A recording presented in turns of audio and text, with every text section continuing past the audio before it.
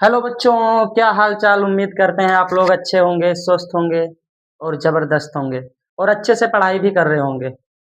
तो आज हम क्लास 11th का काइनेमेटिक्स पोर्शन स्टार्ट करने वाले हैं। इससे पहले हमने बात की थी न्यूटन लॉज ऑफ मोशन, जो कि मैंने 8 से 10 वीडियो में पूरा कवर किया, फ्रिक्शन वगैरह से लेके सब कुछ। ऐसे ही अब काइनेटिक्स हम लोग स्टार्ट करेंगे और पूरा काइनेमेटिक्स का motion in 1D and motion in 2D दोनों की हम बातें यहाँ पे करेंगे। ठीक है, ये पूरा मैं प्लेलिस्ट आपको बना के दूंगा, ठीक है ना। तो आज ठीक है, पहला लेक्चर स्टार्ट करते हैं। तो हम लोग क्या पढ़ने वाले हैं?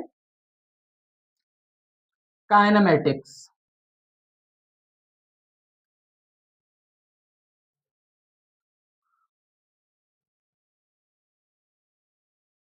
काइनेमेटिक्स हम लोग पढ़ेंगे, ठीक है। अब हिंदी हिंदी माध्यम के भी बच्चे हैं तो वो भी जान लें कि काइनेमेटिक्स मतलब वही सरल रेखा में गति, समतल में गति वाला जो चैप्टर है ना, वो हम यहाँ पे पढ़ने वाले हैं।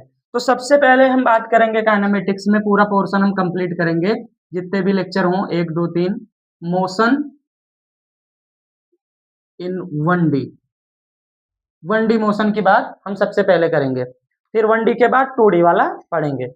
तो स्टार्ट करने से पहले आपको पता होना चाहिए कि ये 1D और 2D क्या होता है। तो जनरल बात है कि आपको पता ही होगा कि मोशन इन 1D मतलब 1D 2D और एक और होता है 3D। तो हम तीनों की बातें सबसे पहले कर लेते हैं। 1D का मतलब ये हुआ कि एक लाइन में चलना, जैसे कि लिफ्ट का ऊपर या नीचे आना या जाना। आप कार चलाते हो, बाइक चलाते हो, साइकिल चलाते हो, एक सीधी रोड पे चलना। आप पेन से कुछ भी लाइन खींचते हो तो एक सीधी स्ट्रेट लाइन, स्ट्रेट ही हो, ये मतलब क्या, इससे क्या मतलब हुआ कि कहने का मतलब ये है कि हमारे पास अगर हम यहाँ पर एक्सिस बनाए तो 3 एक्सिस होती हैं, एक्स, वाई और जेड, ठीक है। तो 1D का मतलब या तो तुम एक्स पे चलो, या तो ओनली वाई पे चलो, या तो ओनली जेड पे चलो, किसी एक ही एक्सिस पे आपको चलना है, ठीक है। तो वो 1D होगा। तो ओनली वन एक्सिस, कोई एक एक्सिस लेनी है, ओनली वन एक्सिस, या वाई लो, जेड लो या फिर एक्स लो, ओनली वन एक्सिस। और यहाँ पे 2 एक्सिस लेनी है और यहाँ पे 3 एक्सिस आपको लेनी है। कहने का मतलब अगर मैं एग्जाम्पल के थ्रू समझाऊं तो जैसे मैंने एक लाइन डाली, ये एक लाइन है, ये 1D की लाइन है, लेकिन मैं एक इधर लाइन डालता हूं और एक इधर लाइन डालता हूं, तो इसका कॉरेस्पॉन्डिंग ये हो जाएगा और इस लाइन का कॉरेस्पॉन्डिंग ये हो जाएगा। अब ये एक एरिया कवर कर रहा है, यानी एक प्लेन बन गया, एक समतल बन गया, ठीक है। तो कहने का मतलब ये 2D हो गया। 2D हमको एरिया देता है और 1D हमको केवल लेंथ देती है। 1D क्या देती है? ओनली लेंथ देती है, जबकि 2D हमको एरिया देता है। तो ये आपकी 1D हो गई। अगर हम 3D की बात करें तो इसमें लेंथ भी मिलती है, ब्रेथ भी मिलती है और हाइट भी मिलती है। जैसे कि ये कहने का मतलब 2D हमको एरिया देता है, क्या देता है? एरिया देता है। वहीं पे 1D हमको क्या देता है? वन लेंथ, कोई एक लेंथ देता है। अब लेंथ में 3 चीजें आती हैं, L, B, H, L, B और एच। तो एल, बी, एच कोई भी एक होगा, इनमें से कोई भी एक ही होगा, ठीक है, 1D में। 2D में अगर मैं इसको लेंथ बोलूं तो ये ब्रेथ, 2 चीजें इन्वॉल्व हो गई। 3D में कोई भी पॉइंट पकड़ो, जैसे मैंने ये वाला पॉइंट पकड़ा, तो अगर मैं इसको लेंथ बोलूंगा और इसको मैं ब्रेथ बोलूंगा तो इस पॉइंट पे ये क्या हो जाएगी? हाइट। एल, बी, एच तीनों, इसमें एल, बी, एच तीनों इंक्लूड। और ये हमको क्या देता है? ये हमको वॉल्यूम देता है। क्या देता है? वॉल्यूम। तो ये मैथ्स का पोर्शन है बेसिकली, लेकिन आपको 1D 2D और 3D समझ में आना चाहिए। तो हम यहाँ पे ओनली 1D की बात करने वाले हैं कि जो भी मोशन होगा एक ही एक्सिस पे होगा, या तो एक्स पे होगा, या तो वाई पे होगा, या तो जेड।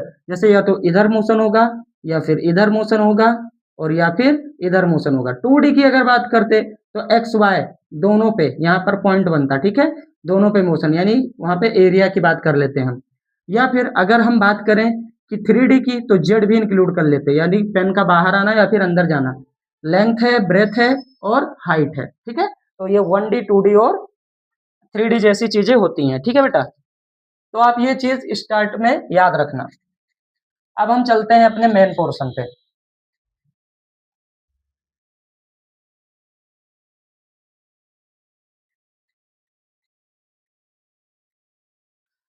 तो काइनेमेटिक्स स्टार्ट करने से पहले हम कुछ बातें कर लेते हैं।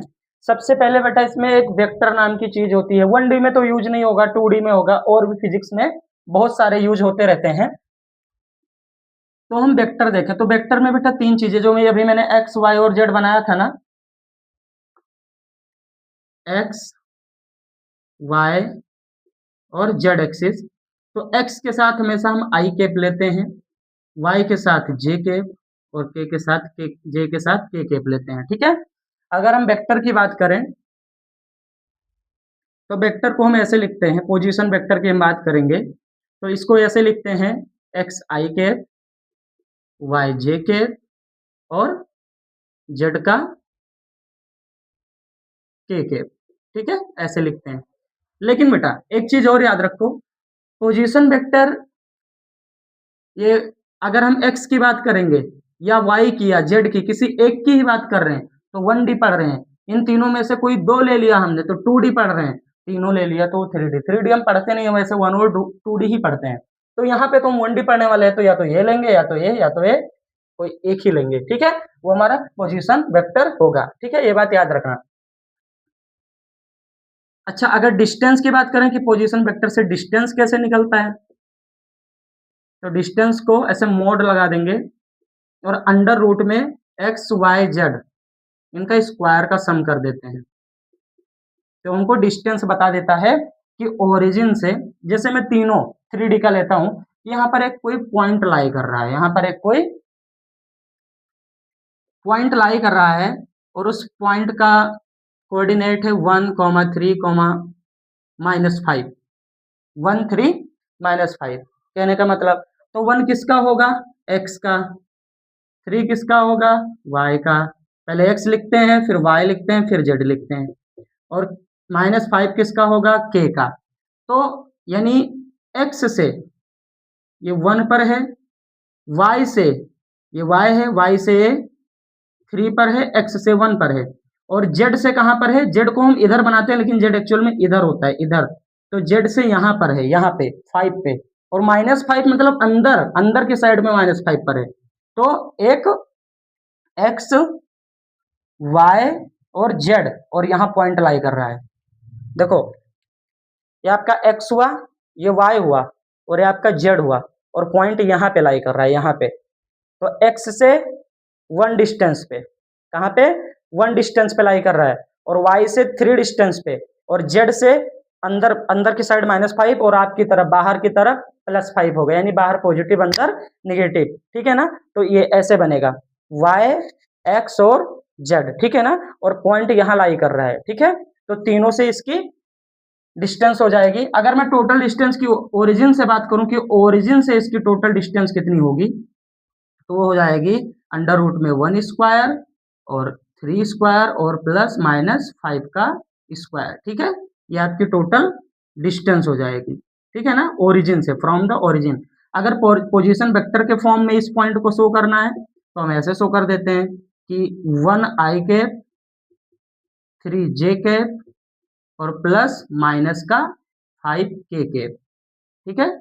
इसको ऐसे हम शो, तो ये पोजीशन वेक्टर फॉर्म में भी शो करते हैं, तो आई जे के साथ में दे देते हैं, और डिस्टेंस निकालना है तो बस इनका केवल हम मेन नंबर लेते हैं और उनके स्क्वायर का सम करके अंडर रूट में कर देते हैं, तो कैलकुलेट करके डिस्टेंस बता देते हैं कि वो पॉइंट ओरिजिन से, ओ से कितनी दूरी पर है। तो ये पोजीशन वेक्टर की कहानी है, ठीक है ना।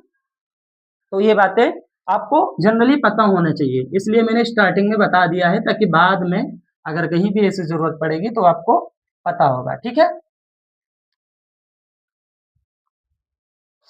तो अब हम चलते हैं अपने चैप्टर पे, काइनेमेटिक्स। तो मोशन इन 1D, तो 1D तो समझ लिया, अब बात आती है मोशन की। मोशन क्या है, तो मोशन आपको पता है कि कोई भी चीज है या तो रेस्ट में है या तो मोशन में है, या तो रेस्ट में है या फिर वो जल रही थी। ठीक है ना, ठीक है। तो अब हम स्टार्ट करते हैं मोशन इन 1D। तो हमने 1D तो समझ लिया क्या होता है, लेकिन अब हम समझेंगे कि मोशन क्या है। मोशन, जो कि आप न्यूटन लॉज ऑफ मोशन पूरा चैप्टर ही पढ़ चुके हो, मैंने पढ़ाया है। ठीक है ना, लेकिन थोड़ी सी हम बात कर लेते हैं कि जैसे ये क्या है और ये एक ऑब्जेक्ट है, दो ऑब्जेक्ट हो गए। अब ये आपका कैसा है, या तो रेस्ट में होगा या तो मोशन में होगा, दो पॉसिबिलिटीज बनती हैं।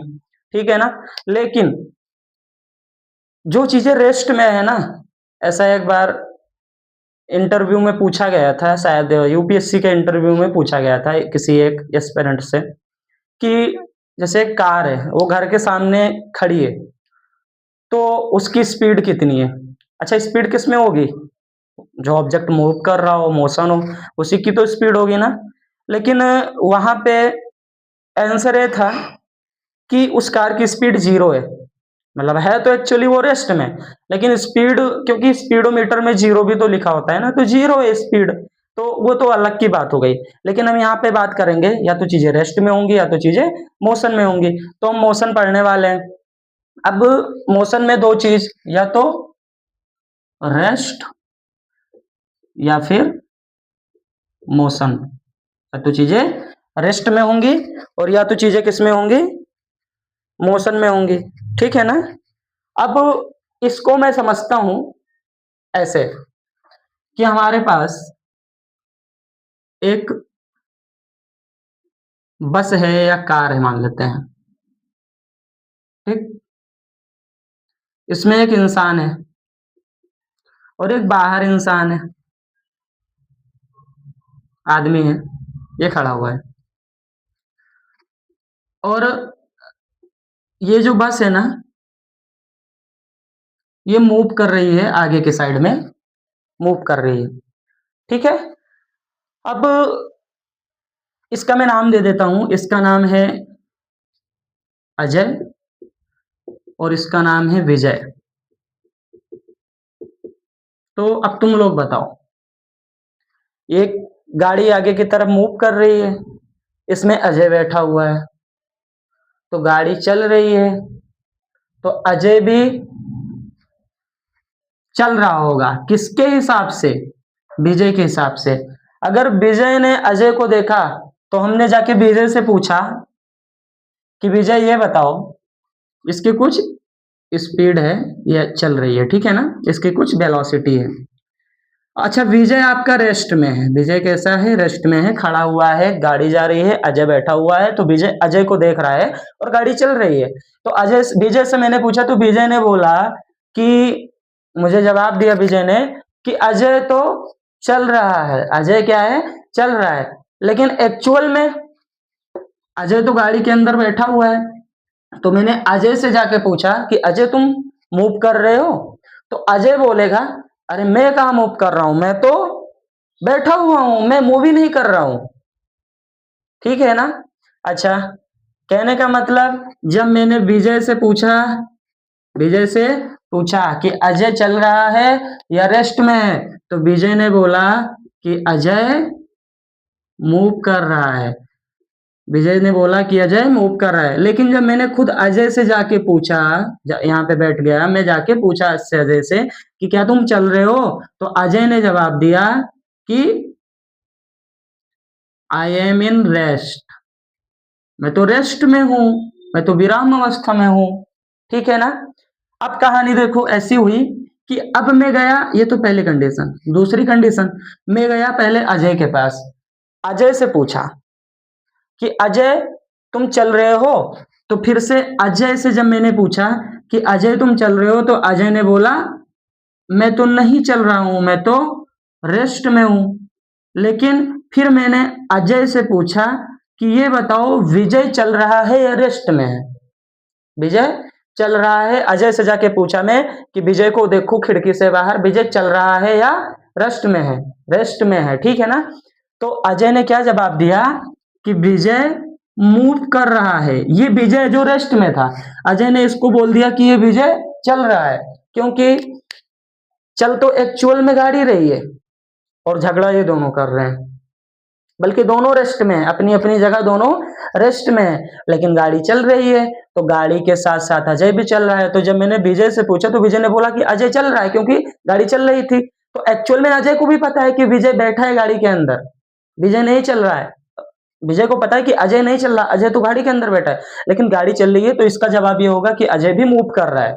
लेकिन जब मैं गाड़ी के अंदर जाके अजय से पूछा तो अजय ने बोला मैं रेस्ट में हूं। और वहीं विजय के बारे में जब मैंने अजय से पूछा कि विजय क्या कर रहा है, विजय चल रहा है या रेस्ट में, तो एक्चुअल में तो विजय रेस्ट में था। लेकिन अजय से पूछा तो अजय ने बोला कि विजय क्या कर रहा है, अजय ने बोला कि विजय मूव कर रहा है। एक्चुअली हुआ क्या, अच्छा मैंने खुद विजय से पूछा, खुद मैंने विजय से पूछा क्या तुम चल रहे हो, तो विजय ने जवाब दिया आई एम इन रेस्ट, मैं तो रुका हुआ हूं, मैं तो नहीं चल रहा हूं।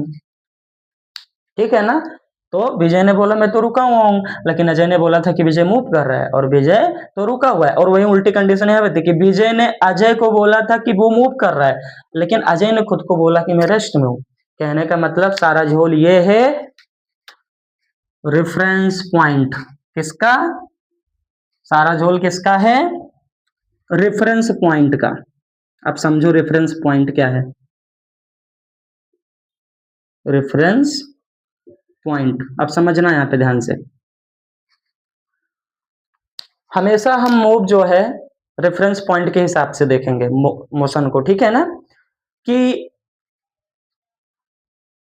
अच्छा रेफरेंस पॉइंट में होगा क्या, हिंदी में बोलेंगे निर्देश फ्रेम या फ्रेम ऑफ रेफरेंस बोलते हैं। यहां पर एक ऑब्जर्वर होगा, क्या होगा, ऑब्जर्वर होगा। जैसे अजय के लिए विजय ऑब्जर्वर था और विजय के लिए अजय ऑब्जर्वर था। ऑब्जर्व मतलब जो चीजों को ऑब्जर्व कर रहा है, देख के बता रहा है, ठीक है ना। ऑब्जर्वर होगा और मोशन जो है वो डिपेंड करेगी किस पे, ऑब्जर्वर पे डिपेंड करेगी क्या, मोशन। मोशन किस पे डिपेंड करेगी, ऑब्जर्वर पे डिपेंड करेगी। पहली बात ये याद रखना आप कि मोशन किस पे डिपेंड करेगी, ऑब्जर्वर पे डिपेंड करेगी, ठीक है ना। अच्छा ऑब्जर्वर कितना भी बड़ा क्यों ना हो, जैसे ऑब्जर्वर अजय था, बस के अंदर बैठा था, तो बस और अजय ये सब क्या थे, ऑब्जर्वर विजय को देखने के लिए, ठीक है ना। तो कितना भी बड़ा साइज में ऑब्जेक्ट क्यों ना हो, अगर वो ऑब्जर्वर बन गया, अगर उसी के भरोसे सारी चीजें पता करनी है, तो ऑब्जर्वर कितने भी बड़े साइज का ना हो उसे हम पॉइंट साइज का मान लेंगे। कैसा मान लेंगे, पॉइंट साइज का मान लेंगे, ठीक है। कि उसको हम उसी पॉइंट से सारी चीजें पता करेंगे, ऑब्जर्वर के पास जाएंगे और बोलेंगे भैया तुम ही स्टैंड लेके खड़े हो और तुम ही देख के बताओ कि दुनिया में क्या चल रहा है। सब कुछ ऑब्जर्वर पे डिपेंड कर देंगे हम, और हम खुद ऑब्जर्वर के पास जाके बैठ जाएंगे। अब ऑब्जर्वर सारी चीजें हमको बताएगा कि क्या हो रहा है क्या नहीं, और ऑब्जर्वर हमेशा रेस्ट में रहेगा, ऑब्जर्वर हमेशा रेस्ट में रहेगा। देखो ना अजय जब ऑब्जर्वर बना था तो खुद को रेस्ट में बता के इनको मूव बता दिया कि ये चल रहे हैं, लेकिन विजय को जब ऑब्जर्वर मैंने माना था, विजय के पास जब मैंने जाके पूछा था तो विजय ने कहा मैं रेस्ट में हूं, वो चल रहा है। आपने भी एक्सपीरियंस किया होगा, आप ट्रेन में या बस में बैठ के जब सफर करते हैं तो एक्चुअल में बस चल रही होती है, जो बाहर पेड़ लगा है या कोई टावर दिख रहा है दूर वो चल रहा है। चल तो आपकी बस और ट्रेन रही है और बैठे आप वहां पे, तो तुम बैठे हो, तुमको लगता है मैं तो रेस्ट में हूं, और वो पेड़ और वो टावर पीछे छूटता जाता है, या कोई बड़ी बिल्डिंग है वो पीछे छूटती जाती है, तो लगता है वो चल रही है, वो दूर जा रही है, वो चल रही है और तुम रुके हुए हो। लेकिन ऐसा नहीं होता। एक सेकंड बेटा,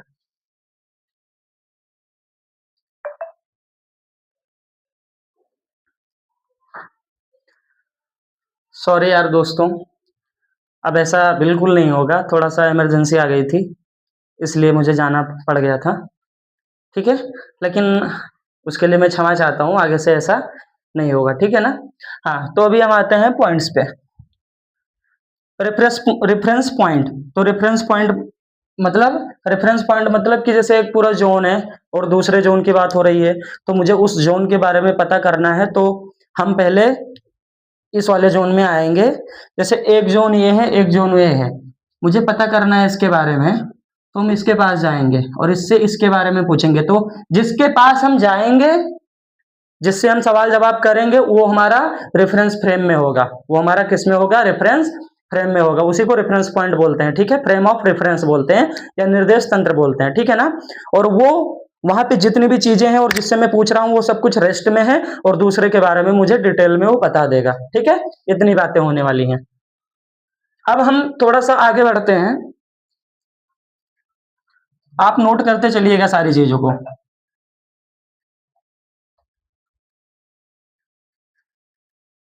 आप पॉज करके सब कुछ नोट कर लीजिएगा बेटा। बहुत ही डिटेल में हम बातें करेंगे और इसके अच्छे अच्छे सम भी करेंगे जो आपके जेई और नीट में और बोर्ड जैसे सम्स, बोर्ड में भी ऐसे वाले सम्स आते हैं। अब हम अगली बातें करने वाले हैं डिस्टेंस और डिस्प्लेसमेंट की, डिस्टेंस और डिस्प्लेसमेंट की। तो डिस्टेंस क्या होता है सर, मतलब भैया कि भैया डिस्टेंस क्या होता है। तो डिस्टेंस क्या होता है, ट्रेवल्ड लेंथ ऑफ, ऐसा लिखो, लेंथ ऑफ ट्रेवल्ड पाथ। अगर मैं हिंदी में इसकी बात करूं तो तय किए गए पथ की लंबाई को दूरी कहते हैं। हमारे YouTube चैनल पे अगर दोनों मीडियम के बच्चे हैं तो आपके सामने बाइलैंग्वेज टीचर है जो आपको, अच्छा डिस्टेंस को दूरी कहते हैं, मैं सबकी हिंदी भी बताते चलूंगा बेटा आपको, आप बिल्कुल भी टेंशन मत लीजिएगा, हिंदी वाले भी और इंग्लिश वाले तो हैं ही, लिख तो इंग्लिश में ही रहा हूं, हिंदी भी लिखता चलूंगा मैं, तो दोनों इक्वली समझते चलेंगे, ठीक है, कोई दिक्कत की बात नहीं है।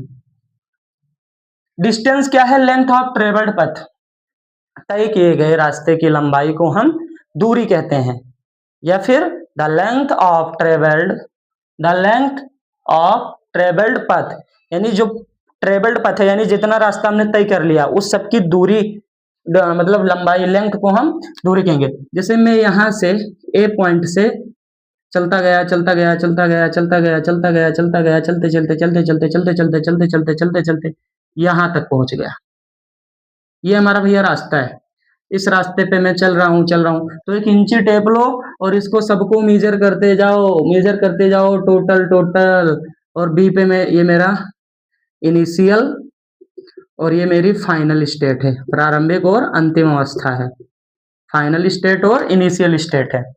तो ए से मैं बी पे पहुंच गया। अब ये हमारा है भैया डिस्टेंस। जैसे तुम स्कूल जाते हो, घर से निकले साइकिल पे बैठे, नहीं तो जिस आप बस पे या किस जैसे भी स्कूल गए या पैदल गए तो रास्ते सीधा था, मुड़ गया, फिर मुड़ा, फिर गली है, फिर मान लो रोड है, फिर तो थोड़ा टर्न है, यू टर्न है, फिर आप कॉलेज पहुंच गए। तो जिस जिस रास्ते पर तुम गए हो उस सबको ऐड कर लो, पूरी लेंथ को, वो आपका डिस्टेंस है। अगली बात करेंगे डिस्प्लेसमेंट, इसकी बात करेंगे डिस्प्लेसमेंट।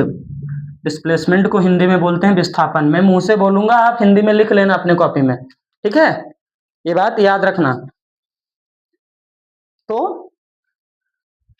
डिस्प्लेसमेंट क्या है, विस्थापन। अब डिस्टेंस और डिस्प्लेसमेंट दोनों सेम चीजें होती हैं, दोनों सेम चीजें होती हैं। डिस्टेंस को हम बेटा डी से डिनोट करेंगे और डिस्प्लेसमेंट को और डिस्टेंस को, दोनों को, इसको हम डी से भी कर सकते हैं डिस्प्लेसमेंट को, लेकिन हम एस से डिनोट करते हैं, किससे डिनोट करेंगे, एस से, और उसको डी से डिनोट करते हैं, ठीक है। अब डिस्प्लेसमेंट क्या होता है, डिस्टेंस बिटवीन, या लेंथ बोलो, डिस्टेंस क्यों बोल रहे हो भाई, लेंथ बिटवीन फाइनल, जिसको मैंने बी बोला था, एंड इनिशियल, इसको मैंने ए बोला था, इनिशियल स्टेट। कहने का मतलब कि प्रारंभिक और अंतिम अवस्था, फाइनल और इनिशियल, अंतिम और प्रारंभिक अवस्था के बीच की जो लेंथ है उतने से शॉर्टकट, क्या शॉर्टकट। जैसे आपका घर है, अब आप थोड़ा इमेजिन करो कि आपके घर से स्कूल कौन से डायरेक्शन में है, इधर है, इधर है, इधर है, या पीछे है, किधर है। हम मान लेते हैं कि हमारा स्कूल इस कॉर्नर पे इधर है, अच्छा, लेकिन हम रोज स्कूल कैसे जाते हैं? इस रोड से गए, फिर ऐसे गए, फिर ऐसे गए, फिर घूम के रोड है ऐसे ऐसे, फिर वहां स्कूल पे पहुंचते हो तुम। तो डिस्टेंस हो गई। लेकिन तुम एक ऐसा रास्ता बनाओ कि सबसे शॉर्टेस्ट डिस्टेंस, कि यहां से डायरेक्ट तुम स्कूल पहुंचो, सीधा एक लाइन बनाओ स्कूल से, अपने घर से और स्कूल के लिए सीधी एक लाइन। वो रास्ता वास्ता गया भाड़ में, उसे जाने दो। तुम यहाँ अपने घर को देखो, स्कूल को देखो, सीधा एक लाइन। बीच में चाहे नदी नदी मतलब तालाब आए, चाहे रोड आए, चाहे पेड़ आए, चाहे कुछ भी आए, उन सबको चीरते फाड़ते हुए सीधा स्कूल पहुंच गए। सबसे शॉर्टकट तरीका, बोलते नहीं है शॉर्टकट रास्ता है। तो सबसे शॉर्टकट डिस्टेंस को ही हम डिस्प्लेसमेंट बोल देते हैं। क्या बोल देते हैं? डिस्प्लेसमेंट। अगर दूसरी भाषा में डिस्प्लेसमेंट बोले तो shortest distance, very very very shortest distance को ही हम डिस्प्लेसमेंट बोल देते हैं। क्या बोल देते हैं? डिस्प्लेसमेंट। देखो, लेंथ वर्ड तो मैंने दोनों में यूज किया है ना, यहाँ भी लेंथ है, यहाँ भी है, तो दोनों लंबाई। ठीक है ना? कहने का मतलब क्या हुआ कि डिस्टेंस हर एक पॉइंट जहां जहां गए सबको काउंट करना है, लेकिन डिस्प्लेसमेंट में ऐसा नहीं है, सीधा। अब भैया ये सब रास्ता भूल जाओ, तुम सीधा ए से बी पहुंच जाओ, ए से बी पहुंच जाओ। तो final minus initial, final minus initial. ठीक है ना? अब हो सकता है ये पूरा पूरा हम कैलकुलेट करते तो ये आता 2 किलोमीटर, लेकिन ये सीधा स्कूल हमारा बगल में ही है 400 मीटर पे। शॉर्टेस्ट डिस्टेंस को ही हम डिस्प्लेसमेंट बोलते हैं। अच्छा, थोड़ी और बातें कर लेते हैं बेटा। डिस्टेंस जो होता है ये आपका डी से डिनोट करते हैं।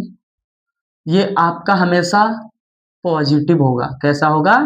पॉजिटिव। पॉजिटिव मतलब जो नंबर आएगा 2 किलोमीटर, ऐसा नहीं बोलेंगे -2 किलोमीटर, माइनस में 4 किलोमीटर। ठीक है? हमेशा प्लस। ठीक है ना? अगर एक पॉइंट है तो अभी डिस्टेंस कितनी है? 0, लेकिन अगर थोड़ा सा भी चला 1 सेंटीमीटर, प्लस में बढ़ने लगा। अब ये किधर भी घूमे हमेशा जुड़ता रहा है, प्लस हो रहा है, प्लस हो रहा है, लेकिन कभी 0 से नीचे नहीं जा सकता डिस्टेंस। ठीक है? कहने का मतलब ये हुआ। अब वही हम बात कर लेते हैं, हमेशा पॉजिटिव होगा। और दूसरी बात, ये बेटा होता है वेक्टर क्वांटिटी। क्या होता है? वेक्टर क्वांटिटी की बात करें कि राशि कौन सी है, अदिश राशि या सदिश, तो vector quantity. Sorry sorry sorry, vector नहीं, scalar. Sorry for this, scalar quantity है, जिसको हम हिंदी में बोलते हैं अदिश राशि। अब स्केलर और वेक्टर क्या है? नया टर्म आ गया। ठीक है ना? तो मैं इधर बता देता हूं, स्केलर और वेक्टर। स्केलर जो है इसमें नो डायरेक्शन, एक ही बात, नो डायरेक्शन। और इसमें यस डायरेक्शन। क्या होगा? डायरेक्शन होता है। ठीक है? ये पहली बात हो गई दोनों की। हमेशा कोई भी फिजिकल क्वांटिटी हो, कोई भी वो, चाहे डिस्टेंस हो, चाहे वो टेम्परेचर, कोई भी चीज हो, सबके पास, सबकी हम दो ही चीजें देखते हैं, या तो डिस्टेंस देखते हैं, या तो उसका हम परिमाण देखते हैं, यानी नंबर जो वैल्यू निकल के आती है। ठीक है? यानी उसका हम रिजल्टेंट बोल देते हैं, या परिमाण बोलते हैं, मॉडुलस बोलते हैं। ठीक है? रिजल्टेंट देखते हैं दोनों का, तो रिजल्टेंट तो दोनों में होता है, रिजल्टेंट। अब देखना हमारी बात बहुत ध्यान से, स्केलर और वेक्टर दो चीजें होती हैं।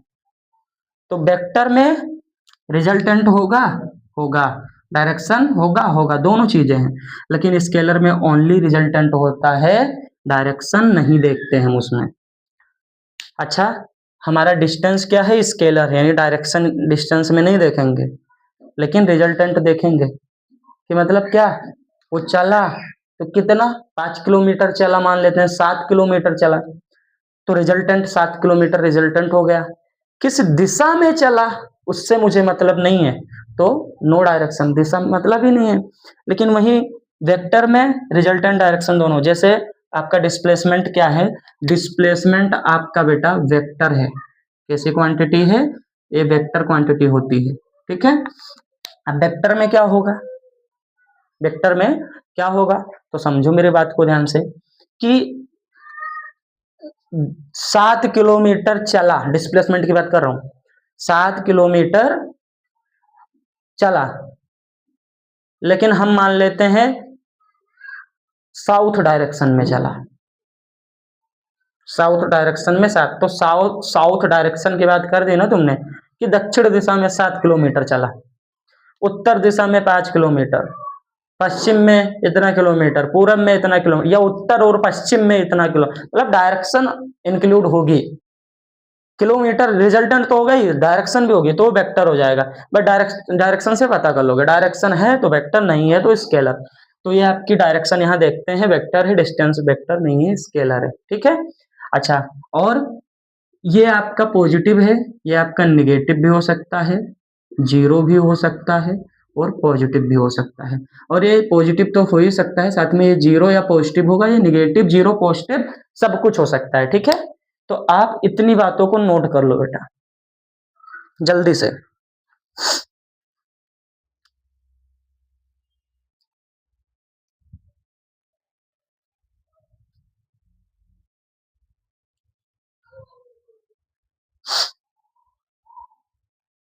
फास्ट।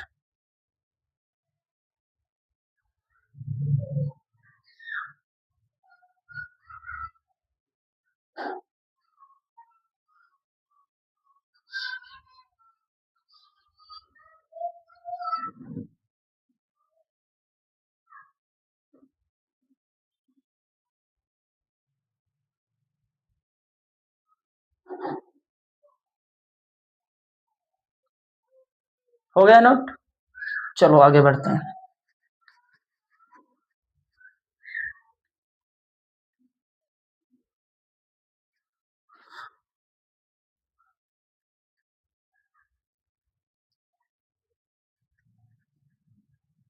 आप लोग जरा वीडियो को लाइक वगैरह कर दीजिए, सब्सक्राइब कर दीजिए प्लीज, आपसे हाथ जोड़ के विनम्र निवेदन है बच्चों, और अपने दोस्तों के साथ भी शेयर कीजिए ताकि हमारा साहस बढ़े और हम ऐसे ही लेक्चर्स आपके लिए लेकर आते रहें जो कि फ्री में अवेलेबल रहेगा, ठीक है। तो डिस्टेंस आपको समझ में आई और डिस्प्लेसमेंट आपको समझ में आ गया होगा। डिस्टेंस में एक बातें और डिस्प्लेसमेंट की और कर लेते हैं कि इसकी यूनिट मात्रक मीटर होता है, ये भी लेंथ है ना दोनों, तो मीटर होता है। इन दोनों के एक चीज की और बात कर लेते हैं, विमा, जिसको इंग्लिश में डायमेंशन बोलते हैं। तो डायमेंशन हम तीन चीज देखते हैं डायमेंशन में, एम एल टी, इसका एक चैप्टर है पूरा 11th में, उसके भी वीडियो बनाऊंगा पूरा उस चैप्टर का, ठीक है, लेकिन अभी के लिए समझ लो एम एल टी। एम कहाँ पे होगा, ये हमेशा मास के लिए यूज करेंगे, एल का यूज करेंगे हम किसके लिए, किसके लिए यूज करेंगे, लेंथ के लिए, और टी का यूज किसके लिए करेंगे हम, टाइम के लिए। तो यहाँ क्या है, ओनली लेंथ है, मास है, एम एल टी तीनों साथ में लिखेंगे, एम को, एल को और टी को, इसको हमेशा कैसे लिखेंगे, साथ में। तो डिस्प्लेसमेंट हो चाहे आपका डिस्टेंस हो, इन दोनों में केवल लेंथ दिख रही है, मास की और टाइम की बात तो हो नहीं रही है। मतलब एम एल टी तीनों लिखा, लेकिन एम यहाँ पे जीरो है और टाइम की बात नहीं हुई तो वो भी जीरो है, और केवल एल है तो उसकी पावर 1 कर देंगे। अगर ये मीटर स्क्वायर होता तो L2 कर देते, m की पावर 1 है दोनों पे इसलिए 1 है, ठीक है। तो इसकी दोनों की डायमेंशन हो जाएगी m l minus one, sorry m l1 m0 l1 t0, या डायरेक्ट बोलो तो m0 t0 लिखते ही नहीं है, जिसके ऊपर जीरो होता है, तो खाली l1 यानी l है, ठीक है। ये आपकी डायमेंशन हो जाएगी। अब हम कुछ सम्स की बात कर लेते हैं इस पे, छोटा सा एक मैं सवाल करता हूं, अब तुम लोग बताना। जैसे आपके पास ये एक सर्कल है, एक वृत्त है, सर्कल है, ठीक है। अब इस सर्कल का ये सेंटर है, इसका रेडियस हम मान लेते हैं r है, कितना है, आर है। तो ये अगर डायमीटर बनाए तो पूरा 2r डायमीटर हो जाएगा। सेंटर है ओ, ये भी आर है। ठीक है, अब सुनो, ध्यान से सुनना मेरी बातों को। इनिशियल पोजीशन पर कोई ए पॉइंट था।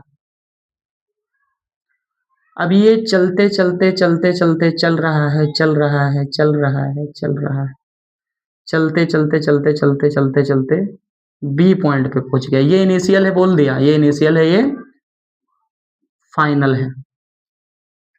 अब हम तुमसे पूछे रास्ता किसने तय किया, ए पॉइंट से बी पॉइंट पे एक कोई आदमी है, ये आदमी था, ये आदमी पहले ए पॉइंट पे था और चलते चलते बी पॉइंट तक आ गया। कहां तक आ गया, बी पॉइंट तक आ गया। अब मैं आपसे पूछ रहा हूं कि बताओ आदमी ने कितना डिस्टेंस कवर किया और कितना डिस्प्लेसमेंट कवर किया। जल्दी दिमाग लगाओ, जेईई मेंस का क्वेश्चन है, मेंस में आया हुआ है, बताओ। बस वो बातें याद रखना, डिस्टेंस डिस्प्लेसमेंट में हमने क्या बताया था। फास्ट, हरी अप, जल्दी।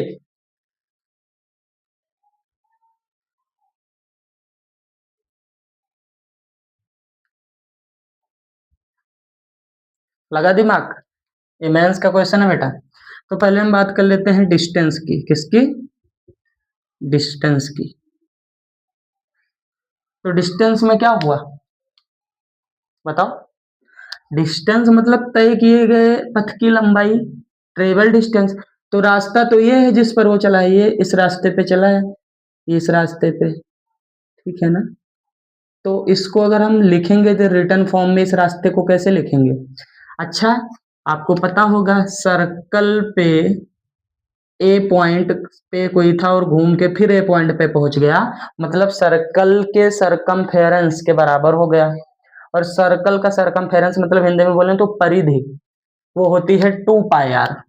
क्या होती है, सरकमफेरेंस यानी परिधि होता है 2πr। लेकिन ये आधा ही तो चला ना, इतना पार्ट तो नहीं चला, तो पूरा मिला के 2πr, तो आधा चला मतलब 2πr/2, यानी कि डिस्टेंस जो आपकी होगी पाए, आर कैपिटल है, रेडियस तो दे ही रखा था मैंने, यानी पाई आर डिस्टेंस उसने कवर किया।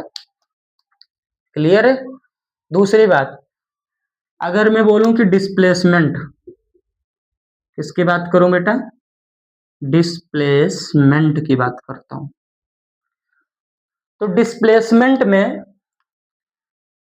ए से बी के पास घूम के आना बेटर रहेगा या डायरेक्ट। तो तुम बोलोगे सर सीधा अगर इसको जाना है तो ए से बी चला जाए सेंटर से होके, क्योंकि सर्कल में जो लाइन सेंटर से पास करती है वो उस सर्कल के एक पॉइंट से, मान लो सर्कल के किसी भी एक पॉइंट से दूसरे पॉइंट पे जाना है तुमको, अपोजिट पॉइंट में, तो तुम ओरिजिन से पास करो उस लाइन को, यानी डायमीटर, कहने का मतलब डायमीटर। तो ए से बी पे जाना है तो शॉर्टकट डिस्टेंस यही तो होगी, ये घूम के आओगे ये बेटर रहेगा, ये बेटर रहेगा, या और लंबा घूम के आओ वो बेटर रहेगा, ये घूम के आओ या इधर से घूम के जाओ, तो लंबा ही पड़ रहा है सारा रास्ता, सबसे छोटा रास्ता यही तो है।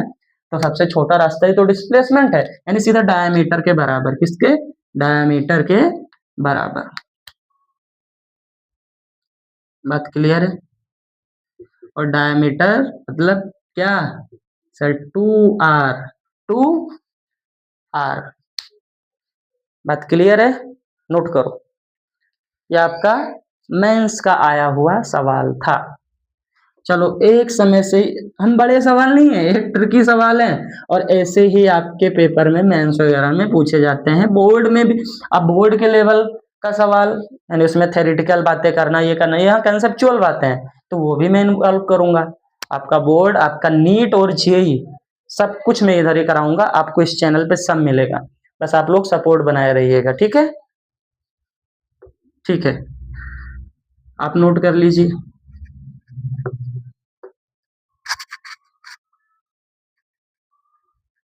अब हम आगे बढ़ चलते हैं।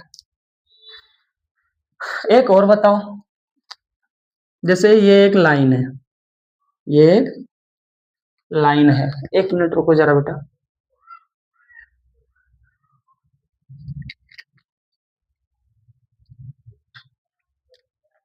थोड़ा सा मैं 2 मिनट का टाइम दो मुझे, मैं इंक फिल कर लेता हूँ, आपको लाइट दिख रहा होगा थोड़ा, तब तक आप रिवाइज करो जो जो पढ़े हो। पहला लेक्चर है, बहुत आराम से पढ़ेंगे, कोई जल्दबाजी नहीं है, ठीक है।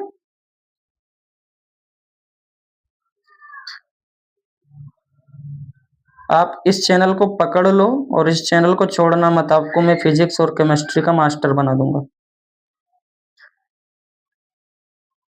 बस भरोसा रखना।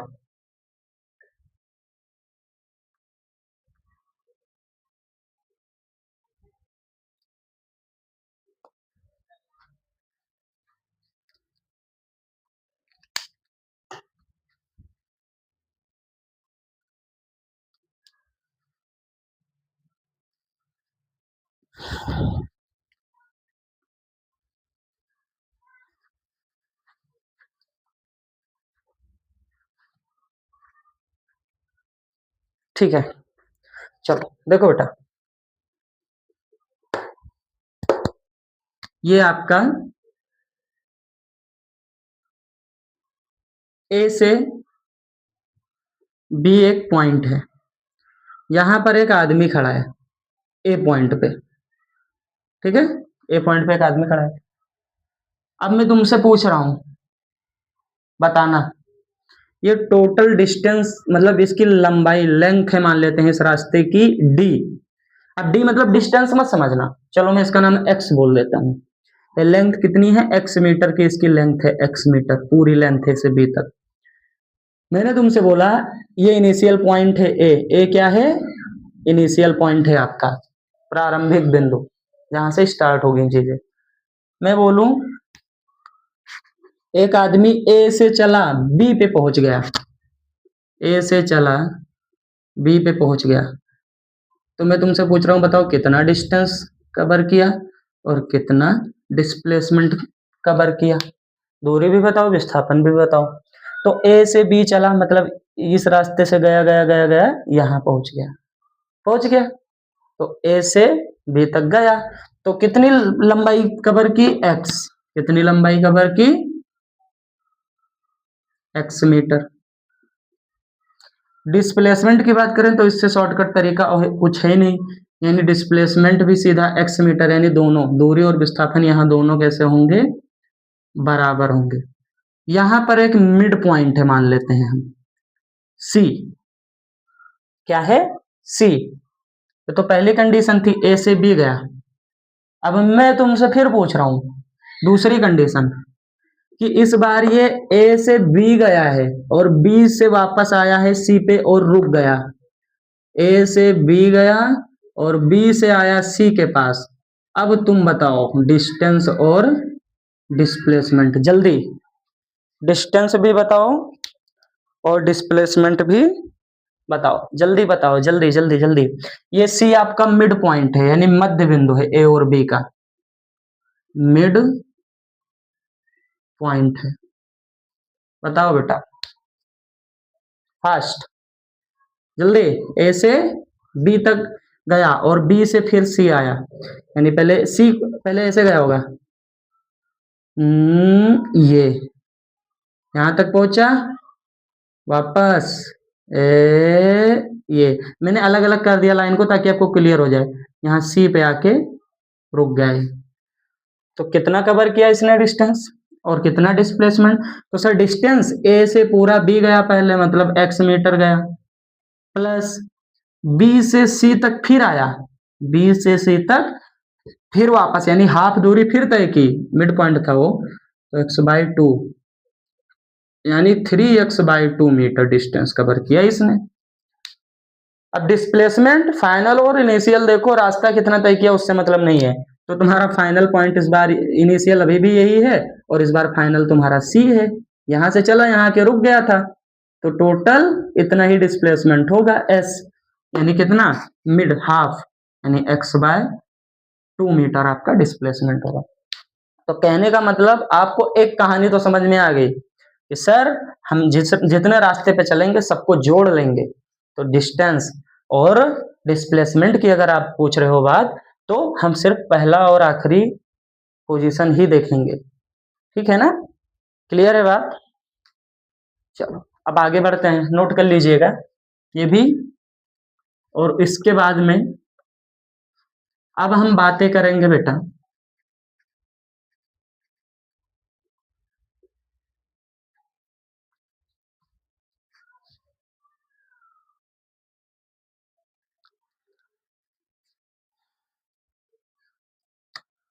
यहाँ तक बात क्लियर है ना सर। एक बात और याद रखना कि जो डिस्टेंस होगा, क्या डिस्टेंस यानी दूरी, वो हमेशा बड़ी होगी या बराबर होगी। पहले इसको ऐसा लिखते हैं कि जो आपकी डिस्टेंस दूरी होगी वो हमेशा बड़ी, मुंह इधर खुला है मतलब ये बड़ा है, या फिर बराबर होगी किसके, डिस्प्लेसमेंट के। भैया इसमें 7 8 10 स्टार से कम मत बनाना, बहुत इंपॉर्टेंट बात है। दूरी या तो हमेशा विस्थापन, अभी एक कंडीशन में देखा था दूरी और विस्थापन दोनों बराबर हो गए, नहीं तो हमेशा दूरी बड़ी ही आएगी डिस्टेंस से, या तो बराबर हो सकती है, लेकिन दूरी कभी विस्थापन से कम नहीं हो सकती है। विस्थापन हमेशा डिस्टेंस के, दूरी के विस्थापन जो है वो हमेशा दूरी के या तो बराबर होगा या उससे छोटा होगा, कहने का मतलब। और दूरी हमेशा विस्थापन से बड़ी होगी या तो बराबर हो सकती है, ये बात आप याद रखना। अब हम अगली बातें करेंगे स्पीड की। किसकी, स्पीड की और वेलोसिटी की। हिंदी में बोले तो चाल और वेग की बात करेंगे। तो स्पीड और वेलोसिटी अब देखते हैं क्या है। स्पीड इज इक्वल टू होता है डिस्टेंस अपॉन टाइम, चाल बराबर दूरी बट्टे समय। वेलोसिटी को हम यहां से, अब स्पीड को हम एस से डिनोट करने लगे, किससे, एस से। और वेलोसिटी को हम डिनोट करेंगे वी से, वेग। वेग बराबर होगा विस्थापन बटे समय। सर यहां भी एस लिखा आपने, यहां भी भैया मेरे ये वाला एस स्पीड के लिए है, वो क्वेश्चन देख के समझ में आ जाता है, और ये वाला एस विस्थापन के लिए है। ठीक है, ये एस सेम नहीं है, अलग अलग है। इसका मतलब चाल स्पीड, इसका मतलब डिस्प्लेसमेंट या विस्थापन। तो वेग बराबर विस्थापन बटे समय और चाल बराबर दूरी बटे समय। ऐसा बोलो, speed is equal to distance upon time. CBSE board वाले या इंग्लिश मीडियम के जो बच्चे होंगे, प्लीज यार आपसे रिक्वेस्ट है कि अगर मैं हिंदी में बोल रहा हूँ तो आप उन बातों को इग्नोर करना, आप अपने ही पॉइंट पे ध्यान रखना। दोनों बातें इंक्लूड कर रहा हूँ, ठीक है, क्योंकि जो हिंदी मीडियम के भी आपके भाई बहन देख रहे हैं तो उनको भी चीजें समझ में आती चले साथ साथ में। ठीक है बेटा, तो आपसे ये रिक्वेस्ट है प्लीज, ठीक है ना। अब देखना बेटा, फर्क सिर्फ कहाँ है। Speed is equal to distance upon time, velocity is equal to displacement upon time.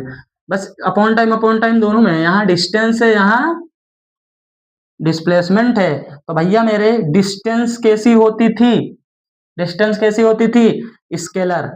तो मतलब स्पीड भी आपकी स्केलर क्वांटिटी होगी, अदिश राशि होगी, दिशा नहीं देखेंगे। वेलोसिटी आपकी जो होगी, अगर डिस्प्लेसमेंट भी हमारी वेक्टर थी तो हमारा वेलोसिटी भी यहाँ पे वेक्टर क्वांटिटी में होगा। कैसा होगा, वेक्टर क्वांटिटी में होगा। दूसरी बात, इसकी यूनिट की बात करें हम तो होगी मीटर पर सेकंड। इसकी भी यूनिट होगी मीटर पर सेकंड। अगर हम इसके डायमेंशन वीमा की बात करें तो मीटर पर सेकंड। मीटर मतलब लेंथ यानी एल, अपॉन में सेकंड यानी टी, यानी टी। इधर भी यूनिट की डायमेंशन की बात करें तो एल और अपॉन में टी, एल अपॉन टी। इसको अगर अच्छे से लिखें तो एल ऊपर है, ऊपर ही रहने तो टी, टी की पावर 1 है, नीचे पावर 1 में रहते हैं हमेशा, कुछ नहीं है पावर मतलब 1 है, तो टी की पावर 1 है, ऊपर जाएगा तो टी माइनस 1, यानी इसकी एल टी माइनस 1 और इसकी भी एल टी माइनस का 1। ये इसकी डायमेंशन हो जाएंगे। यहां तक बात क्लियर है। क्लियर है यहाँ तक बात? चलो ठीक है।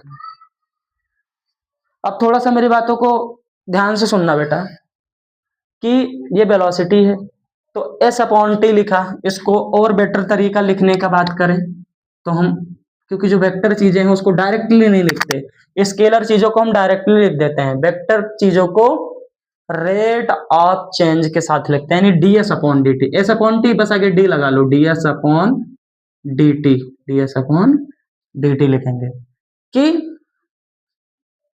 एक्चुअल में कहने का मतलब ऐसा है, डी बाई डी टी जो कि अवकलन डेरिवेशन होता है, और किसका डेरिवेशन कर रहे हैं? एस का। अगर तुम विस्थापन का डेरिवेशन कर दो टाइम के रिस्पेक्ट में तो आपको वेलोसिटी मिल जाती है। और यहाँ ऐसा डेरिवेशन और डेरिवेशन स्केलर में कुछ नहीं होता, direct S is equal to D upon T, S is equal to D upon T. लेकिन यहाँ पर ये न समझेंगे तो ऐसे ही कि विस्थापन बट्टे समय, डिस्प्लेसमेंट अपॉन टाइम, लेकिन टाइम के ऐसा बोलने का शुद्ध तरीका ये है कि velocity is the rate of change of displacement, rate of change of displacement, displacement इसी को हम क्या बोलेंगे? वेलोसिटी बोल देंगे। वेग में परिवर्तन, सॉरी, विस्थापन में परिवर्तन की दर को वेग कहते हैं, कहने का मतलब विस्थापन में परिवर्तन की दर को वेग कहते हैं, या डिस्प्लेसमेंट में change of rate of change of displacement is called velocity.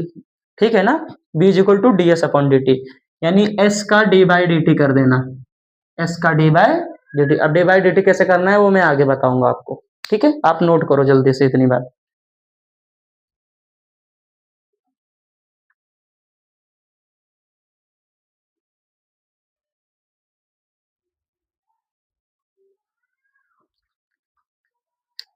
हो गया? एक चीज एक्स्ट्रा स्पीड और वेलोसिटी के अलावा होती है इंस्टेंटेनियस वेलोसिटी। वेक्टर वाले में डी बाई डी टी जरूर लगाना है, वेक्टर वाले में, और इसमें इंस्टेंटेनियस भी इसका देखते हैं वेक्टर वालों का, तो इस वेलोसिटी ही है वेक्टर। स्पीड की बस इतनी बातें खत्म। वेलोसिटी में एक आता है इंस्टेंटेनियस वेलोसिटी। इसका मतलब ये हुआ कि किसी क्विक सेकंड में, यानी किसी क्षण, किसी भी समय, अचानक, सडनली किसी पॉइंट पे वेलोसिटी बतानी है ना? Suddenly ask at any time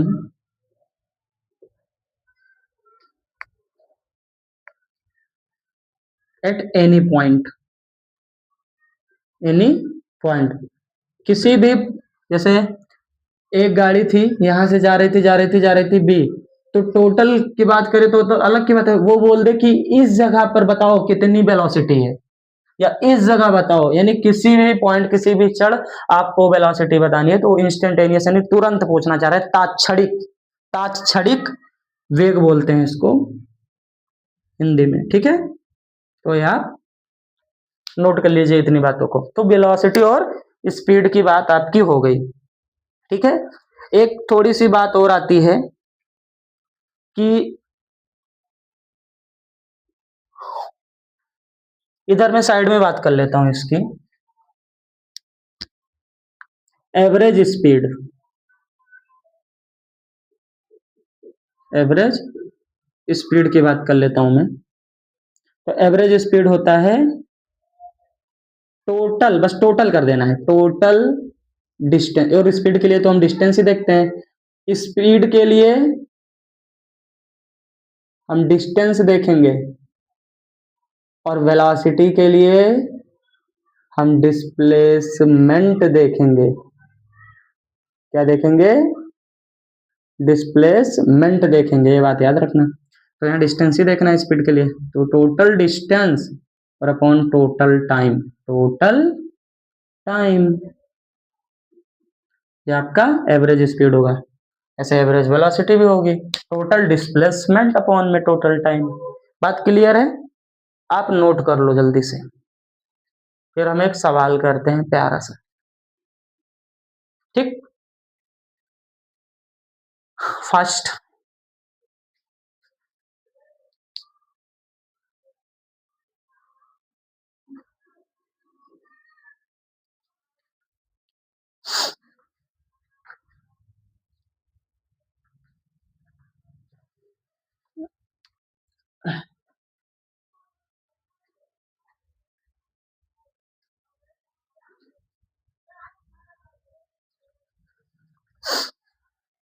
हो गया।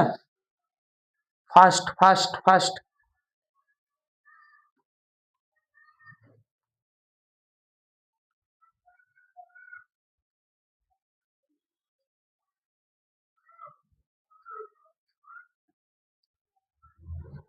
आगे चलें।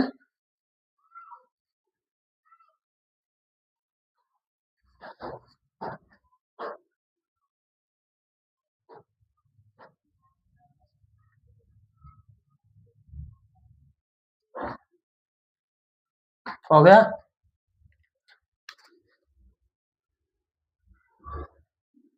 तो ये बातें हो गई। अब देखो average speed, total distance, average speed को हम शो करना चाहें यानी रिटन फॉर्म में, मैथमेटिकल फॉर्म में, तो हम ऐसे लिखेंगे, average speed is equal to average total distance और अपॉन में टोटल टाइम। ऐसे का मतलब टोटल, एवरेज का साइन है, ये एवरेज का साइन है, और ये टोटल, इधर एवरेज मत लगाओ, इधर टोटल डिस्टेंस अपॉन में टोटल, यानी यही बात तो है, यही बात है। एवरेज स्पीड को हम किससे डिनोट करेंगे, ऐसे कर देंगे बीच में ऐसे, ठीक है। ऐसे एवरेज वेलोसिटी की बात करें तो हम कैसे कर देंगे, ऐसे कर देंगे। ये एवरेज, एवरेज लगाना है तो ऐसे, विदाउट एवरेज है तो सीधा सीधा एस और वी, ठीक। चलो आगे चलते हैं बेटा। अब हम करते हैं सवाल।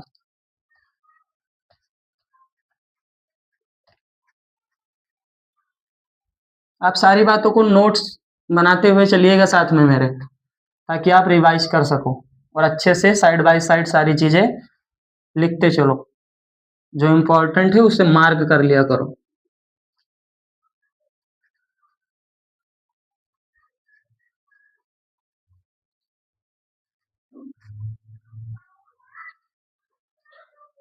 अब बच्चा बात आती है कुछ सवाल करने की, कुछ सम्स करके हम अपने आप को चेक करेंगे कि हमने क्या सीखा। तो देखो बेटा, जैसे हम मान लेते हैं, अगर मैं, अब देखो सम दो टाइप के हैं, आपको आएगा वर्ड्स प्रॉब्लम, यानी वर्ड्स टाइप में सेंटेंस बना के बोलेगा वो, तो मैं उतना सेंटेंस तो नहीं लिखूंगा, लेकिन मैं सवाल समझा दूंगा, तो वैसे तो सेंटेंस बनेगा ना। जैसे मान लेते हैं, बोल दिया गया कि एक सोहम नाम का लड़का था, सोहम नाम का लड़का था, वो ए से चलना शुरू किया। अब इसी को सेंटेंस में कि सोहम ट्रेवल्ड फ्रॉम ए टू ए, ऐसे बोल देगा, मैं डायरेक्ट बता रहा हूँ कि सोहम नाम का लड़का ए से चलते चलते चलते चलते बी पे पहुंचा। ये इसकी इनिशियल कंडीशन थी, ये इसकी फाइनल कंडीशन है, ठीक है। और ये बीच में कहीं मिड पॉइंट था सी,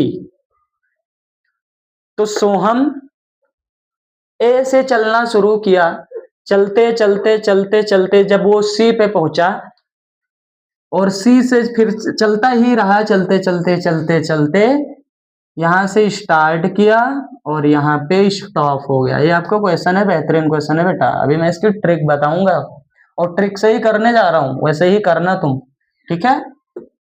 ये आपका स्टॉप है। अब तुम्हारा क्वेश्चन ये है, अच्छा एक बात और बता देता हूं कि यहां से यहां तक डिस्टेंस मान ले, ये भी देके रखेगा सवाल में कि डी है, और यहां से यहां तक की डिस्टेंस भी डी है, लेकिन यहां से यहां तक स्पीड उसकी थी v1 और यहां से इसकी स्पीड हो गई v2।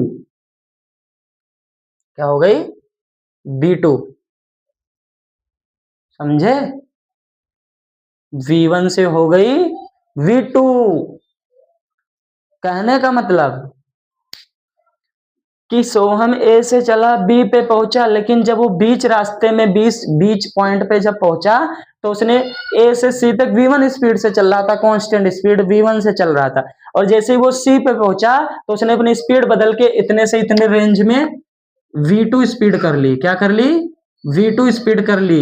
यहाँ पे स्पीड इसने क्या कर ली बेटा? v2 कर ली। और यहां पर इसने स्पीड यहां से यहां तक के रेंज में स्पीड क्या है? v1 थी। जैसे ही वो बीच रास्ते में पहुंचा तो उसने अपनी स्पीड को v1 से v2 कर लिया, यानी स्पीड चेंज हुई। स्पीड वेलोसिटी अब सेम ही बोल देते हैं, तो वेलोसिटी चेंज कर ली उसने, लेकिन जहां वेलोसिटी चेंज की वहां से फिर जितना दूरी तय किया तो दूरी तो बराबर ही तय की, यानी v1 स्पीड से भी d डिस्टेंस कवर किया, d डिस्टेंस v1 से और d डिस्टेंस v2 से कवर किया, यानी रास्ते को दो टुकड़ों में बांट दिया। पहला भाग v1 से चला, दूसरा भाग v2 स्पीड से चला।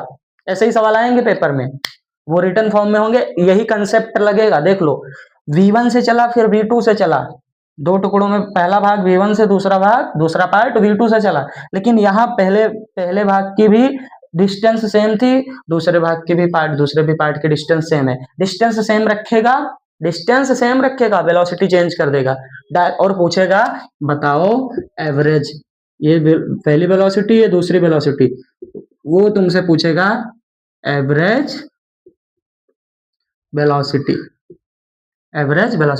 अब यहाँ कुछ नंबर दे देते कि ये 2 किलोमीटर है तो ये भी 2 ही किलोमीटर रखता, डिस्टेंस बराबर रखेगा, लेकिन बोल देता है इधर 10 मीटर पर सेकंड, इधर 30 मीटर पर सेकंड, ऐसा कुछ बोल देगा, तो वेलोसिटी चेंज कर देगा और बोलेगा एवरेज वेलोसिटी क्या होगी। तो एवरेज वेलोसिटी अभी बताया था, total velocity upon total time. तो तुम वेलोसिटी v1 निकालोगे, फिर v2 निकालोगे, फिर ऐड करोगे, अपॉन में टाइम देगा, मीटर पर सेकंड देगा ना, टाइम कितना टाइम लगा, तो वो सारी चीजें करोगे। ठीक है ना? तो आपका बहुत लंबा जाने वाला है, लेकिन मैं बता रहा हूं ट्रिक। क्या बता रहा हूं? ट्रिक। सीधा एवरेज वेलोसिटी निकालने की trick, 2v1 v2 upon v1 plus v2, बस काम खत्म। 2v1 v2 upon v1 v2 की वैल्यू देके रखेगा, यहीं पुट कर दो, डायरेक्ट जो आए उतना मीटर पर सेकंड एवरेज वेलोसिटी हो जाएगी तुम्हारी। बस d को देखो ही मत, क्योंकि वो तो सेम है। बस v1 v2 कितना दे रखा है वो देखो, वैल्यू पुट करो, आगे बढ़ो। बात क्लियर है?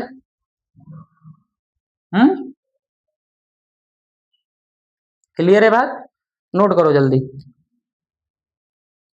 जल्दी।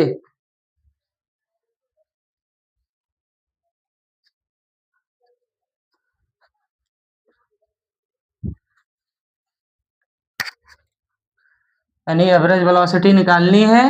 हाँ, ये फॉर्मूला एवरेज वेलोसिटी निकालने के लिए कब लगाओगे? जब डिस्टेंस सेम दे रखी हो, जब डिस्टेंस सेम हो। ये बात याद रखना बेटा, बहुत इंपॉर्टेंट बात है। जब डिस्टेंस सेम हो तो हम क्या करेंगे? सीधा सीधा एवरेज वेलोसिटी निकालने के लिए 2v1 v2 upon v1 plus v2 कर देंगे, क्योंकि डिस्टेंस दो भाग में रास्ते को बांट दिया था उसने, बोला पहला भाग दूसरे भाग की डिस्टेंस सेम है, और डिस्टेंस सेम हो और एवरेज वेलोसिटी निकालनी है, v1 v2 अलग अलग होगी, निकाल दोगे लगा के। अब दूसरी बात, अगर मैं यहीं पे d की जगह t कर देता हूं, उसने टाइम का जिक्र नहीं करेगा इस टाइप के सवाल में, डिस्टेंस का जिक्र करेगा, वेलोसिटी तो दोनों में v1 v2 ही बोलेगा। दूसरा सवाल ये पहले टाइप का था, अब दूसरे टाइप का सवाल कैसे बन सकता है कि ए से बी तक गया, बीच रास्ते में उसने वेलोसिटी फिर चेंज की, v1 से v2 कर दिया था, फिर बोलेगा v1 से v2 कर लिया, लेकिन इस बार टाइम सेम है। क्या है? टाइम सेम है, बोल दिया कि ए से सी तक चला 1 घंटा लगा, लेकिन v1 स्पीड से चला, v1 स्पीड से चला, और फिर सी से बी तक भी v2 स्पीड से चला, वेलोसिटी चेंज हो गई है, लेकिन फिर भी टाइम उतना ही लगा, टाइम उतना ही लगा। अब आप क्या करोगे? तो इसके लिए फॉर्मूला एवरेज वेलोसिटी का लिख लेना। एवरेज वेलोसिटी मतलब इसकी बात कर रहा हूं मैं, तो इसके लिए फॉर्मूला हो जाएगा एवरेज वेलोसिटी का v1 प्लस v2/2। ये डेराइव्ड फॉर्मूले हैं बेटा डायरेक्ट। अब वो डेराइव भी कर सकता हूँ लेकिन वो तुम्हारे काम लायक नहीं है और टाइम की थोड़ी मर्यादा रखनी है, इसलिए मैं डायरेक्ट बोल रहा हूँ। तो ये कब करना है, जब टाइम सेम हो। ये फॉर्मूला कब लगाना है, मैंने तुमको बहुत बढ़िया रामबाण हथियार दे दिया, जब टाइम सेम हो। ठीक है, ये बात नोट कर लो। फास्ट, जल्दी।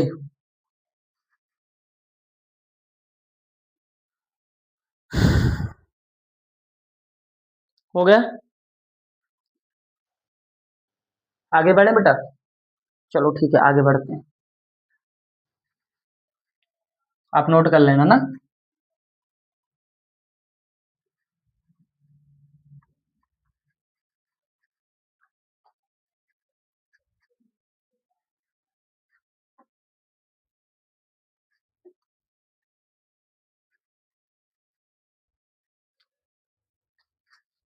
अगली बात आती है मेरे बच्चों, एक और टाइप के सवाल की बात कर लेते हैं। फिर मान लेते हैं हमारा एक सर्कल है, वही हमारा पुराना वाला रेडियस इस बार, और ये हमारा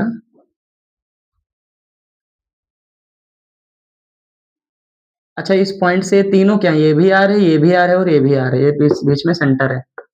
ठीक है,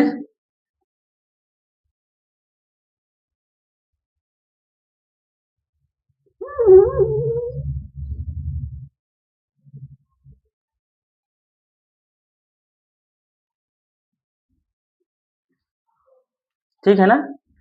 अब यहां पर ए से बी पर फिर मान लेते हैं कोई आदमी था, कोई आदमी था, ये आदमी यहां पर है। अब यहां से ये आदमी चलना शुरू करता है, यहां से आदमी चलना शुरू करता है और चलते चलते चलते चलते पहुंच जाता है बी पे। चलते चलते कहां पहुंच जाता है, बी पे। यानी यहां से स्टार्ट और यहां पे स्टॉप, यहां से स्टार्ट और वहां से स्टॉप। ठीक है ना। और हम मान लेते हैं चलने में टाइम लगा है 10। कितना टाइम लगा है, 10। कितना टाइम लगा,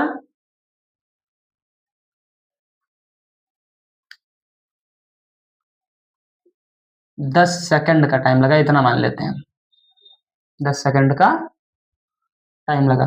तो आपसे मैंने पूछा कि बताओ एवरेज स्पीड कितनी होगी, एवरेज स्पीड। तो एवरेज स्पीड सोचो क्या होगी, जल्दी सोचो, एवरेज स्पीड क्या होगी। और एक चीज और, एवरेज वेलोसिटी क्या होगी, ये भी बताओ।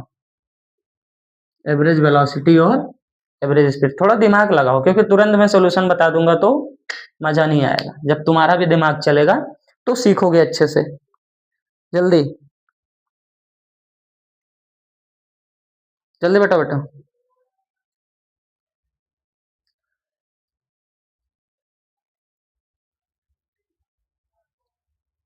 फास्ट।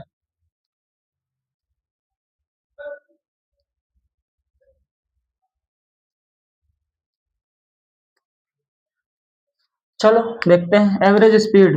स्पीड मतलब स्पीड का संबंध किससे है, डिस्टेंस से। स्पीड मतलब डिस्टेंस, और डिस्टेंस में भी स्पीड मतलब चाल, चाल मतलब दूरी।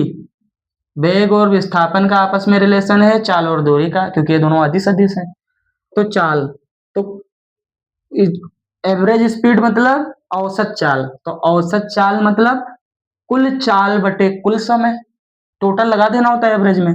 तो चाल, कुल चाल, अब कुल चाल मतलब चाल बराबर दूरी बटा समय, तो टोटल दूरी यानी कुल दूरी तो यही होगी। हमने रेडियस इसका आर ही है बेटा बोल दिया था, आर, क्योंकि पिछले सवाल में भी आर ही लिया था, सॉरी फॉर दिस, लेकिन आर ही होगा। तो कुल दूरी कितना, दूरी तो ये है, यानी अच्छा आज टोटल होता है 2 पाई आर सरकमफेरेंस, तो आधा कितना है, पाई आर, कितना है, पाई आर। और कुल समय ए से सी पहुंचने में कितना समय, 10 सेकंड, तो सीधा आंसर हो जाएगा पाई आर अपॉन 10। अगर मैं एवरेज वेलोसिटी की बात करूं तो कुल वेलोसिटी यानी औसत वेग, तो कुल वेग बटे कुल समय, और वेग का संबंध विस्थापन से। औसत वेग मतलब कुल वेग बटा कुल समय, तो कुल नहीं, यहाँ तो एक ही कंडीशन है ना, ऐसे और भी हो जाती तो सबको ऐड करते फिर बताते, लेकिन एक ही है। तो औसत वेग मतलब कुल वेग बटे कुल समय, ठीक है ना। और वेग मतलब होता क्या है, विस्थापन बटे समय। कहने का मतलब इधर समझो, औसत वेग कुल वेग, टोटल वेग बटे कुल समय। और वेग को क्या, यहां पर वेग मतलब विस्थापन, वेग का मतलब इससे ये आया और इससे, क्योंकि मुझे तो ये चाहिए लेकिन ये तो इंक्लूड ही है उसमें, तो कुल विस्थापन, कुल मतलब एक ही विस्थापन, एक ही वेग है एक ही विस्थापन है, तो कुल का तो कुछ मतलब है नहीं, लेकिन बोलेंगे कुल, क्योंकि और भी होते तो ऐड कर देते। तो विस्थापन बटे समय हमारा आंसर होगा, विस्थापन बटे समय, यानी वेग का रिलेशन किससे है, विस्थापन से, वेग वेलोसिटी बतानी है, बटे कुल विस्थापन बटे समय। तो विस्थापन क्या, यही डायरेक्ट शॉर्टकट डिस्टेंस, और डायरेक्ट मतलब 2r डायमीटर, तो 2r, और समय तो 10 ही दे रखा था, बस सॉल्व हो गया, ठीक है ना। बस एक बार आप रिमाइंड करके देखो, बैक करके आराम से 0.75x पे देखो मैंने क्या बोला है, क्योंकि एक कंसेप्ट अभी बेस बना रहा हूं तुम्हारा, ऐसे ऐसे सवाल करवाऊंगा ना अभी इस लेक्चर में नहीं तो अगले लेक्चर में, ठीक है, क्योंकि अभी बेस बना लो पहले, फिर हम बढ़िया बढ़िया सवाल करेंगे, ठीक है। चलो, हो गई बात यहां तक, नोट कर लो।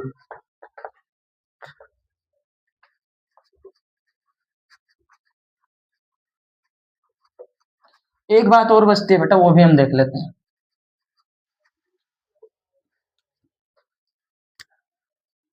जिसको हम बोलते हैं एक्सिलरेशन, यानी त्वरण। इसको ए से डिनोट करेंगे, ये वेक्टर क्वांटिटी। अच्छा बेटा, जो वेक्टर क्वांटिटी होती है उसके ऊपर ऐसे वेक्टर लगा देते हैं, जैसे वेलोसिटी हो गई, ये हो गया आपका डिस्प्लेसमेंट, ये सब है ना, वैसे डिस्प्लेसमेंट उस पर वेक्टर नहीं लगे, वेलोसिटी हो रही है। और ये कैसी क्वांटिटी है बेटा, ये भी वेक्टर है, मतलब इसमें दिशा भी देखेंगे। इसकी यूनिट होती है मीटर पर सेकंड स्क्वायर, एनएलएम में बताया था हमने। मीटर मतलब एल, ऊपर एक एल, सेकंड मतलब टाइम टी, और 2 बार टी, तो L upon T 2, T square, और टी स्क्वायर ऊपर जाएगा तो टी की पावर -2, यानी इसको ऐसे लिखें, तो एल अपॉन टी 2 मीटर पर सेकंड स्क्वायर, है ना। तो इसको मैंने इस फॉर्म में लिख लिया, इसको मैंने इस फॉर्म, यानी आपको डायमेंशन बतानी है तो आप यूनिट से ही डायमेंशन बनाते हो, यूनिट से डायमेंशन बनाते हो। अब इसको अच्छे से लिखना है, टी को ऊपर भेज दो, टी की पावर -2, एल टी -2 इसकी वो होगी। अच्छा, इसका डिफिनेशन लिखें, तो डिस्प्लेसमेंट से आया था वेलोसिटी, और वेलोसिटी से आता है एक्सेलरेशन, ये बात याद रखना आप। जब डिस्प्लेसमेंट को हमने एस से डिनोट किया था ना, डिस्प्लेसमेंट को, यानी जब D by D t S करते हैं तो बी आता है, और डी बाई डी टी जब बी करेंगे, यानी D by D t S का किया था हमने, तो हमको वी मिला था, और अब हम इस v का डी बाई डी टी कर देते हैं, D by D T of v कर देंगे तो हमको a मिल जाएगा, क्या मिल जाएगा, a, यानी इसका डिफरेंशिएशन करने पे, s का डिफरेंशिएशन, डिस्प्लेसमेंट का डिफरेंशिएशन करने पे वेलोसिटी मिलती है, और वेलोसिटी का डिफरेंशिएशन करने पे एक्सीलरेशन यानी त्वरण मिलता है। इसको बोलते हैं वेग परिवर्तन की दर को त्वरण कहते हैं, लिख ले हिंदी वाले, वेग परिवर्तन की दर को त्वरण कहते हैं, या rate of change of velocity, rate of change of velocity, इसी को हम क्या बोलेंगे, एक्सीलरेशन ए बोलेंगे, यानी a is equal to d by D t किसका, v का, और बाई डी टी कर दें, डी बाई डी एक्स भी होता है मैथ्स में, लेकिन वहां x के रिस्पेक्ट में हम किसी भी चीज का डिफरेंशिएट करते हैं, लेकिन यहाँ हमेशा टाइम के रिस्पेक्ट में कर रहे हैं। Time D by D T time के रिस्पेक्ट में वेलोसिटी का क्या कर देना है, डिफरेंशिएशन कर देना है। D by D T of v, तो हमको एक्सेलरेशन मिल जाएगा, वेक्टर क्वांटिटी है, ठीक है। आप एक बार v भी, जैसे D by D T of v लिखा था ना, अच्छा v को भी हम क्या लिख सकते हैं बेटा, v को हम लिख सकते हैं D by D T of s, D by D T of, क्या लिख सकते हो, D by D T of s लिख सकते हो, ठीक है ना। अब सुनो, इसको टोटल बोलो तो D two S upon D T square, ठीक है ना, ऐसा भी लिखते हैं। यानी s से अगर a देखना है तो उसका 2 बार अवकलन कर दो, और v से अगर a देखना है तो 1 बार अवकलन कर दो, यानी डिफरेंशिएशन कर दो, ठीक है ना। यहां तक बात क्लियर है, तो आप इसको नोट कर लो, ठीक है, ये बात आप नोट कर लो। तो हम उम्मीद करते हैं कि आपको बहुत सारी चीजें समझ में आई होंगी, जो मैंने आज बेसिक बता दिया है काइनेमेटिक्स 1D में। तो बस ऐसे ही आपको मेरे साथ बने रहना है। अभी हम नेक्स्ट, क्योंकि अभी वीडियो लंबा हो जाएगा, फिर हम आगे अगर बात करना शुरू करेंगे, तो नेक्स्ट लेक्चर में हम आगे अब मेन पोर्शन की बात करेंगे। अभी बेसिक आपका हो चुका है, ठीक है। अब हम सारे इक्वेशंस पे सम, अलग अलग टाइप्स, फिर आगे चल के हम मोशन इन अंडर ग्रेविटी, सारी चीजें, हर एक चीज की बात, ठीक है, R max, H max, T max, ठीक है, प्रोजेक्टाइल मोशन, सब की बात करेंगे, और उस पर अच्छे अच्छे सम्स भी करेंगे, और आपका कोशिश करेंगे कि कम से कम वीडियो में और एक्चुअल चीजें देख के आपका ये पूरा पोर्शन कंप्लीट कर दें काइनेमेटिक्स का, ठीक है। और उसके बाद हम रोटेशन उठाएंगे, सर्कुलर मोशन। 11th की फिजिक्स एकदम मेरे पे छोड़ दो, ठीक है, बिल्कुल मस्त होके बिंदास होके पढ़ाई करो, और आप हमारे लेक्चर को फॉलो करोगे, मास्टर बना देंगे फिजिक्स का। आप इतना भरोसा रखो, आपको किधर भी भटकने की, जाने की जरूरत नहीं है, आपका अपना भाई है, ठीक है, ठीक है ना। तो उम्मीद करते हैं आपको वीडियो लेक्चर समझ में आया होगा, और अगर कुछ चीजें नहीं समझ में आई तो कमेंट करके बताइएगा, हम नेक्स्ट लेक्चर में उसे क्लियर करेंगे। और आपसे यार हाथ जोड़ के निवेदन है यार कि प्लीज मेरे चैनल को सपोर्ट कीजिए, जिससे कि हम और ज्यादा मेहनत करने में अपने आप को फील करें कि हाँ यार बच्चे हमारे लिए इतना कर रहे हैं, तो हम और जी जान लगाएं, ठीक है ना बेटा। तो आप लोग प्लीज अपने दोस्तों से शेयर कीजिए, ज्यादा से ज्यादा सपोर्ट कीजिए, ताकि हम फ्यूचर में, भविष्य में आप लोगों के लिए कुछ और भी बेहतर प्लान कर सकें, ठीक है। फिर मिलते हैं नेक्स्ट वीडियो में, तब तक के लिए जय हिंद, जय भारत, वंदे मातरम।